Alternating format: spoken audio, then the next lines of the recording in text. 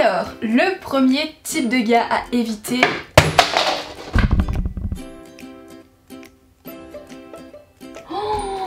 Oh là là, oh là là, il est vivant. Et le Lamifa! Aujourd'hui on se retrouve pour une nouvelle vidéo et aujourd'hui je suis trop contente car c'est une vidéo que j'ai voulu faire depuis il y a très longtemps. Mais avant qu'on en parle Lamifa, j'aimerais vous inviter à me rejoindre sur mon Instagram car déjà j'ai besoin de votre participation. Ensuite vous voyez des stories très hilarantes de moi en train de faire n'importe quoi avec une gueule de cul et je vous jure que ça c'est inédit. Et surtout troisièmement c'est là-bas où je réponds à vos messages et où je vous aide avec vos problèmes de cœur. Donc si vous avez besoin d'aide avec votre crush, votre copain, votre ex, votre tante, n'importe qui, et bah envoyez-moi un message privé et je viendrai vous aider. Bon déjà d'entrée, hein, vous avez vu le titre, vous savez que c'est un sujet critique, donc on va faire un disclaimer.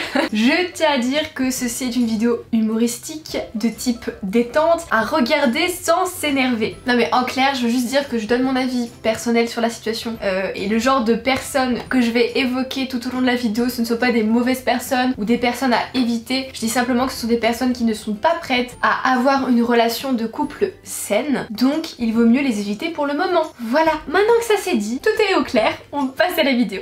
Alors, le premier type de gars à éviter, c'est le plus connu, c'est le player. Celui-là, on le connaît toutes. C'est le gars qui fait très attention à son apparence, un peu macho sur les bords hein, et qui fait surtout très attention au regard des autres sur lui. Ce genre de gars a besoin de la validation, non pas d'une femme avec qui il est bien, mais de toutes les femmes pour se sentir bien. Donc ne perdez pas votre temps avec ce genre de personne car dès qu'il aura votre validation, il ne s'intéressera plus à vous et cherchera la validation d'autres filles. Ceci est un traquenard. Attention. Ensuite, le deuxième genre de gars à éviter, c'est le gars qui refuse de se mettre en couple. Non mais j'ai besoin de temps. C'est pas toi, c'est moi. Non mais je sors d'une rupture, tu vois, alors j'ai trop envie de profiter encore un peu.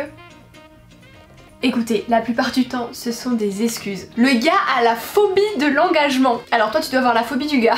Évidemment, il ne veut pas se mettre en couple avec toi, mais il ne veut pas te perdre non plus. Donc qu'est-ce qu'il fait? Il te fait croire qu'il va se mettre en couple plus tard. Mais bon, hein, on va pas attendre 50 000 ans que monsieur se décide à se mettre en couple, hein. Ensuite, le troisième genre de gars à totalement éviter, cette fois-ci, c'est le fainéant.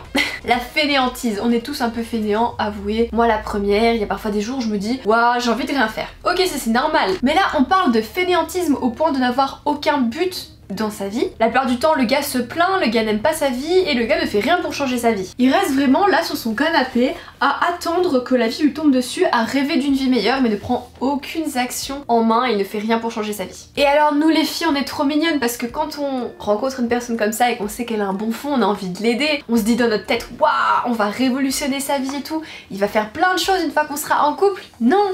Vous ne pouvez changer personne. Ce genre de type partisan du moindre effort, comme on dit, qui ne fait jamais d'effort, ne rendra pas une fille heureuse en couple parce que moins il en fera, mieux il se sentira. Et comme j'ai dit, ne croyez pas que vous pouvez changer une personne. En tout cas, bon courage. Ensuite, le quatrième genre de type à éviter, celui-là c'est l'opposé, c'est le gars instable. Il veut toujours avoir une vie palpitante, il veut toujours détruire pour mieux reconstruire, ne jamais s'ennuyer et la plupart du temps il ne sait même pas ce qu'il veut lui parce qu'il veut tellement goûter à tout qu'il se perd un peu. Et le problème c'est que quand une fille cherche une relation stable, elle cherche la sécurité, l'engagement, l'attachement et quand même la stabilité. Ce sont les bases d'un couple. Et c'est pas avec une personne qui cherche à tout bout de champ l'aventure, les sensations fortes que tu vas créer quelque chose de durable. Clairement pas. Ça va être passager, ça va être sympa mais passager.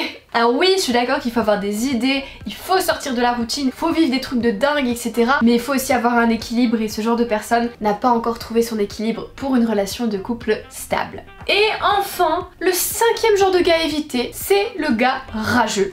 Celui-là c'est le pire. Il critique tout le monde, que ce soit son entourage, ses potes, Pierre, Paul, Jacques, l'environnement autour, son travail, bref, rien n'est jamais assez bien pour lui. C'est pas assez ceci, ou c'est trop cela, ou il me manque ça, ou j'ai trop ça, bref, c'est de la négativité en barre. Et le pire c'est que toi, jeune fille ou grande fille, tu restes auprès de ce gars parce que tu te dis oh je vais l'aider à changer sa vision des choses, j'aimerais qu'il voit comment la vie est si belle. Parce qu'on ne peut pas rendre quelqu'un heureux qui ne l'a pas décidé lui-même. Donc clairement, laissez les rageux dans leur négativité de côté et allez trouver quelqu'un plein de positivité.